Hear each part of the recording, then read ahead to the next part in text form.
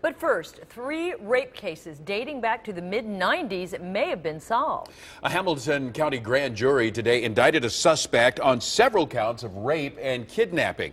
But his 9 on Your Side reporter Scott Wegener tells us it almost didn't happen.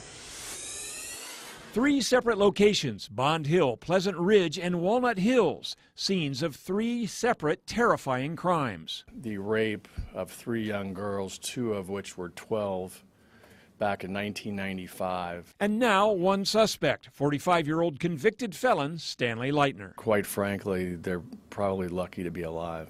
Leitner was arrested while working for a catering service at Museum Center at Union Terminal. Officials at the center say they had no idea he was a registered sexual offender. So how did they connect Leitner to cases that happened 18 years ago?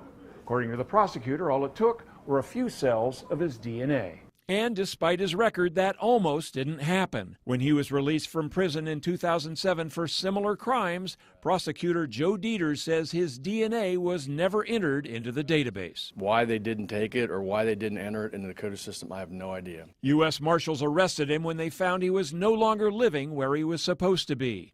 And that's when they took a swab of his DNA and those 3 matches came up. The end result is that we catch someone who did a violent criminal act. Deters says Leitner's crimes probably didn't end with those 3. If there's any other potential victims out there, we'd like to know. UC head nurse Christina Hinkle says many rape victims are reluctant to provide DNA samples.